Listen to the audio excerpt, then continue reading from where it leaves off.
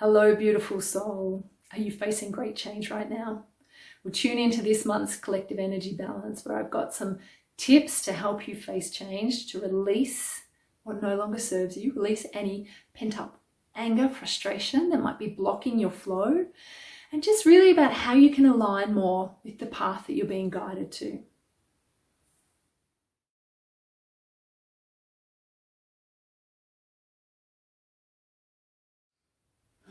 So here we are at the October full moon.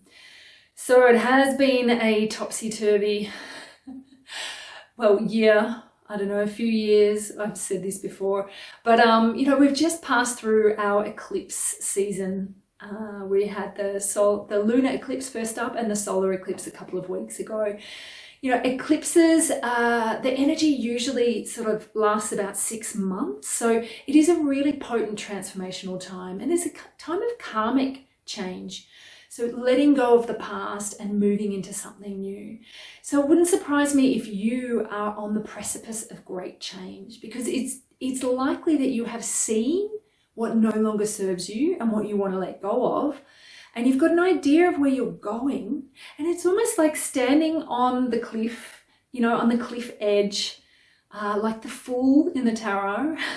And it's like you've got to take that step, that leap into the unknown, and trust that the universe is actually going to support you, is going to catch you, is going to potentially bring you some giant fluffy cloud or a Pegasus. I love Pegasus.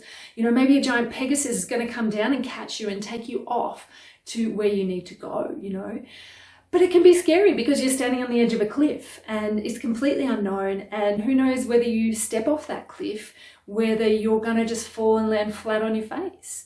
You might not even land on your face. You might land on your feet and break your legs. I don't know. But it's like, this time right now is we know that the change is necessary. The change is important. The change is happening. But how are you feeling about the change? How are you feeling right now? If you're really honest with yourself, how are you feeling about the changes that you are about to embark on? And we're going to look at some tools that can help you to step into this change, into your power, like that Aries spiritual warrior, this full moon, of how you can step into your spiritual warrior and embrace all of who you are, even if there's a little bit of insecurity about it or about where you're going. So let's take a look at what tools we can use to help you really make those empowered choices, but stay true to them, and you've witnessed what patterns, what places, what people potentially that it's time to let go of. It's time to move on from, because they actually don't serve who you want to be. So try not to fall into old patterns at this time. When you're on that precipice of change, it's really easy to go back to the familiar, because the unknown can be uncomfortable. It can be quite scary, but really just give yourself a chance when you feel that to take a breath, to connect to the earth, feel that earth energy supporting you, and know that if you keep putting one foot in front of the other in a new direction, you'll be absolutely supported. So let's see what else we can do to help that. Okay, so the collective energy at the moment is actually asking for an acupoint on the gallbladder meridian. And I have talked about the wood element in, I think, the last couple of videos, and certainly in the spring equinox meditation that I did. And the wood element, think of a tree. It really just wants to grow. It wants to grow and expand, and it's got a job to do. It's just to grow. And if anything blocks its path, it doesn't get angry or resentful or frustrated like we can if the wood element is out of balance in us. It learns to adapt and flow and be flexible and just keep going, basically. And so this is the energy of the moment, is to really trust and to be flexible and to just, if you notice yourself hitting a perceived obstacle, trust that it's actually either redirecting you to something that you're needing to do right now, or potentially the path you're going down isn't so fully aligned. So just really allow yourself to trust that universal flow, and don't try and use your will, your force, to create something. Really helping you align with that divine force, if you like, or that divine will, as opposed to your own will. So let's just for a moment take a breath and feel your feet connected to the earth, and just take a few long, slow, deep breaths, and just tapping into your heart. Because when we tap into our heart, into that peace, that stillness, that wisdom of the heart, that overrides the shadow playing out with the wood element, where we kind of, particularly we go, right, we've got this and this to do to achieve our goals, but it actually steps you out of the flow. So it's really important at this time, especially at the full moon, while the energies are heightened, we can get into overdrive, but really taking a few moments each day or throughout the day, as much as you need, to feel your feet connected to the earth, to feel your heart. If you need to put your hands on your heart and just feel your heartbeat, and come back to your center and trust that the action that you take is what is needed. Take it step by step, but don't try and get into that force or overdrive, because that will take you away from the flow. So the acupoint that we're being directed to, I will use the magic of technology. And you'll see here, it's a point that lies on the foot. So it's on both feet. So starting with one foot, if you have a look, so I'm going to just use my hand as an example because it's easier. So the second little toe, the outside edge of the second little toe is where the gallbladder meridian ends. So if we go back 3 points to gallbladder 41, and the way, or is that 4 points? Either way, no, 3, 4, 44. Anyway, going back, if you follow basically from the second little toe, that outside edge of your nail, and if you follow the toe back and keep following it back until you get to that part of the foot, which you can see in the diagram, and right where the bones, just before the bones meet, is actually the point that we're looking for. So gallbladder 41. And if you can, you may be able to reach both feet at the moment. Do we need it on both? Yes, on both feet. So if you can reach both, great. If not, just do one and then the other. But take a moment to center, to feel into your heart, to start stimulating those points. And I'm going to read to you some information about these points. So this particular point, okay, so it is, it's one of the names for this point is Chi pours through, and it really supports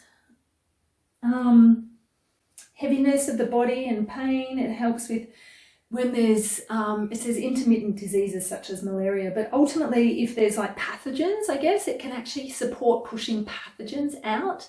And I mean, if you're in the Southern Hemisphere and you're experiencing spring, you may have hay fever and things like that. So, naturally we want to be more in flow with the wood element during spring. So if we can work with this point to push out pathogens and help us release old emotional experiences that may even be triggering our fears of moving forward, because we don't want to drive our car using our rearview mirror, do we?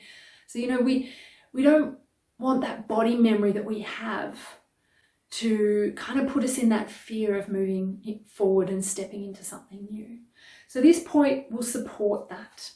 It also acknowledges the expression of frustration and anger so that it can be released. And that is another shadow aspect of the wood element. So when the energy becomes blocked, we can get frustrated. I'm not reaching my goal quick enough, or it's not happening soon enough. So just allowing yourself to work with these points and release that frustration and anger. So I'll keep reading and see. It assists in healing areas of darkness and shadow where repressed anger stews, waiting for the opportunity to burst forth. And as I say, spring can be a time when that happens. It brings healthy tears that function to relieve stress, especially when one is feeling frustrated and thwarted at every turn. Unblocking and activating this point assists in the release of stress so that one can feel reconnected to purposeful action towards soul evolution and fulfillment of destiny. So, I mean, that's a pretty powerful action. Is, you know, releases stress so that you can feel reconnected to purposeful action towards soul evolution. And I guess, you know, this is where we don't want to just get caught up in the doing, in that energy of the wood out of balance. We really want to be focused and intentional with our actions. And that's where I say coming back to the heart and, you know, really taking a few moments to tap into your felt sense and into your inner knowing and allow the heart to guide you. You know, it's that cliche of, you know, you put your heart into it, you let your heart lead the way, and all those kind of phrases that it's true. You know, the heart has this incredible wisdom. So rather than being overrun by the shadow aspect of the wood element, go, go, go, when we come back to our heart and we bring our heart sense into things, then we can do things with, you know, it's a beautiful, gentle intention. We're not trying to force things. We're actually tapping into our own will center that aligns with the higher will.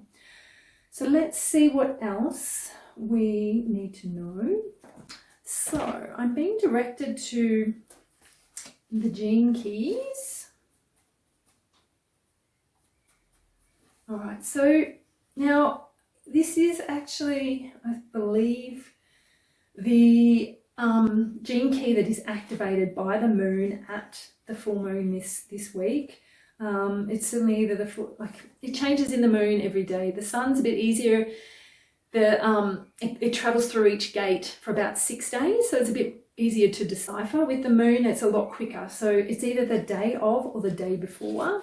But it's gate 24 in human design, or gene key 24. And so the shadow aspect of gate 24 or gene key 24 is addiction. And I guess if we look at it in terms of what we're talking about now, is just really be honest with yourself and ask, you know, is that addiction to doing getting in the way of you achieving your goals? You know, I mean, it sounds counterproductive when I actually ask that question, but it's like sometimes we need to be receptive. And I've talked about this in the last couple of months. We need to actually be receptive, because sometimes in doing we can force and push, and that can create a repelling energy.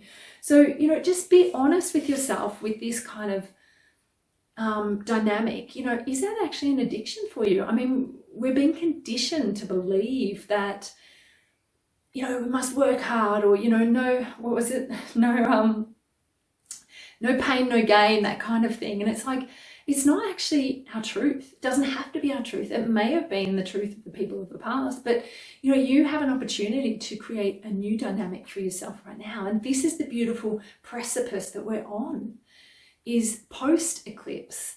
And these have been, I feel, quite dynamic eclipses that have been very transformational for a lot of people and revealed a lot for a lot of people. So this is time to actually flow with that and create a new way of being. You know, you don't need to stay addicted to those states. And particularly what's coming up here is the anxious state.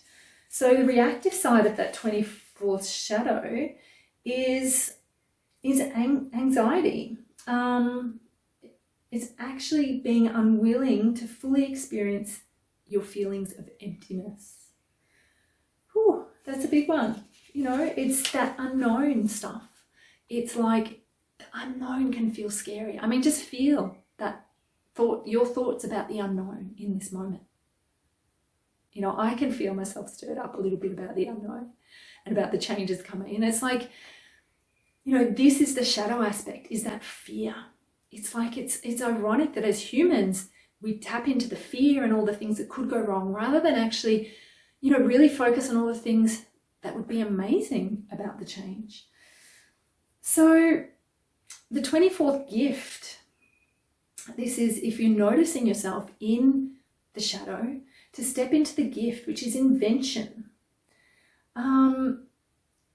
And so this gift is truly magical and contains the secret to genius. So genius is far more lateral thinking. It is the ability to make quantum leaps. And I guess that's that thing that I was saying, is it's like, why do we want to fill in the gaps of our brain in the unknowns, thinking about all the bad things that could happen? You know, if you can actually start to consider all the wonderful possibilities, and, you know, maybe that's a little bit of homework for you, is to start writing down all the possibilities, you know, all the incredible possibilities, all that you would want to come from this new change that you're actually trying to implement. And ultimately, if you can focus on those, well then, you know, that's what you're going to create, because that's the energy you're going to magnify, and that's what you're going to actually welcome into your space with that vibration. So work with that point on the foot, you know, help release anything that is blocking you, that is you're feeling frustrated or angry about, you know, let it go. Like, that's going to help release it from your foot, from your body, from that whole gallbladder and liver energy, that wood element, so that you can actually be more in your flow. Because ultimately the wood element is all about being in flow, expanding. Remember, a tree just is there to grow and expand and be in flow. Let me see if there's anything else we need to address. No, the collective is saying that that's all. So watch for your thoughts of anxiety and see if you can start creating new possibilities. Put it on paper. You know, tell the universe this is what you're serious about. And most of all, have trust and faith, first and foremost in yourself, but in the universe, that if you are being guided to make a change, that change is exactly what you're destined to do. So I wish you so many blessings, and may you face the unknown with courage and with an open heart and with curiosity.